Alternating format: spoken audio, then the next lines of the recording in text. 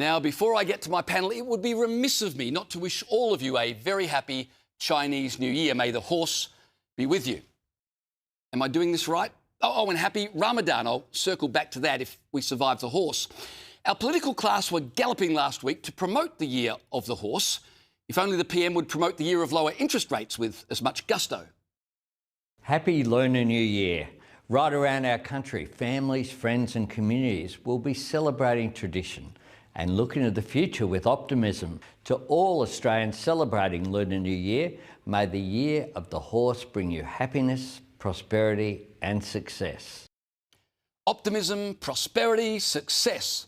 All the things currently priced out of the housing market. But there you go. The Australian PM wishing everyone a happy Chinese New Year.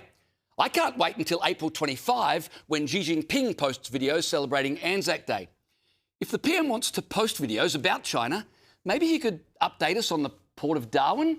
Should we expect to get that back from the Chinese during the year of the horse, or do we have to wait for the year of the strategic asset, which I don't think we've celebrated for a long, long time? Albanese wasn't alone in celebrating the Lunar New Year. His entire party are lunar ticks. Check out the ALP's official Twitter account. Wishing everyone celebrating a joyful Lunar New Year.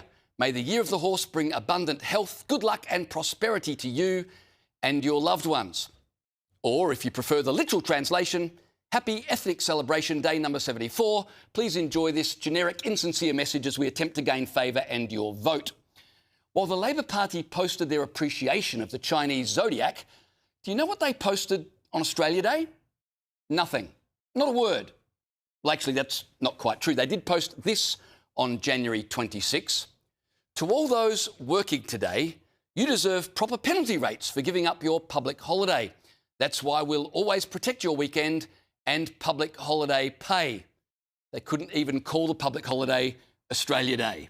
No, we love this country. No, we're grateful for our inheritance. Just a payroll reminder. And they wonder why Pauline Hanson is so popular. Maybe voters suspect Pauline Hanson actually likes our country. Now, over in the opposition paddock, Angus Taylor was also mounting up. As we mark the beginning of the Chinese New Year, the Year of the Horse, I want to extend my very best wishes to all those celebrating this occasion across Australia, especially the Chinese Australian community. What does he mean when he says Happy Chinese New Year, especially to the Chinese Australian community? Who else is celebrating Chinese New Year? This Chinese New Year is the Year of the Fire Horse. The year I was born was the last time this occurred in 1966. The horse symbolises strength, determination and drive. What is with the fire horse lecture? I didn't realise the alternative Prime Minister was such a keen follower of the Chinese zodiac. Next thing you know, he'll be adding an extra S to Angus because an astrology told him it'll create a more favourable numerological outcome for his life. That worked out so well for Susan Lee.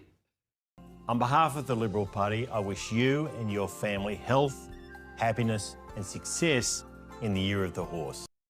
I cannot wait to hear what he says next year when it's the Year of the Monkey. He'll probably just ape whatever Elbow says. Again, One Nation is doing so well because unlike Labor and the Libs, One Nation knows how to read the room. Australians don't give a rat's about the Year of the Horse or the Monkey or the Pig or the Centipede. There's actually not a Year of the Centipede, I just made that up, but I reckon it would have legs.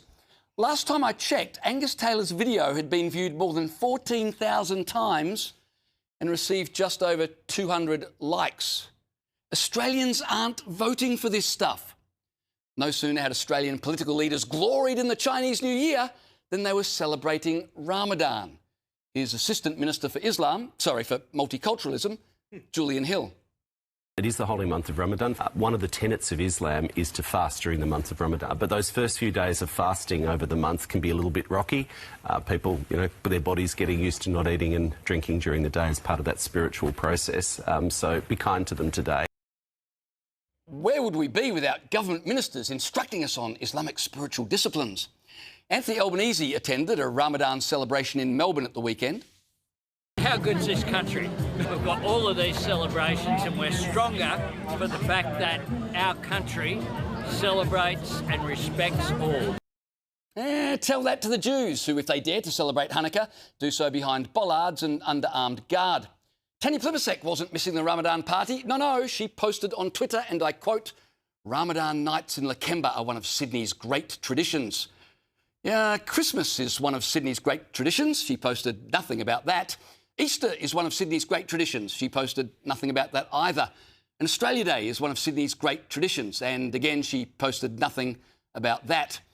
The Ramadan night markets in Lakemba tradition began in 2007. But if you believe Tanya Plibersek's Twitter feed, it's now our most important tradition. A recent survey of Labor MPs' social media conducted by Drew Pavlou found 13% of Labor MPs used social media to acknowledge the Christian festival of Lent, 13%. 28.5% specifically mentioned Australia Day. 35% celebrated Ramadan, and 52% celebrated the Chinese New Year. Now, this is the peculiar genius of our age, a political class desperate to affirm every important ritual, every distant observance, every borrowed calendar, while treating its own inheritance like an embarrassing family heirloom best left in the attic. It's not that Australians resent other people celebrating their faith or their culture. It's just that we notice when our leaders seem to celebrate everything except Australia. And in the long arc of history, civilizations rarely collapse because they failed to wish enough people a happy Lunar New Year. They collapsed because they forgot who they were.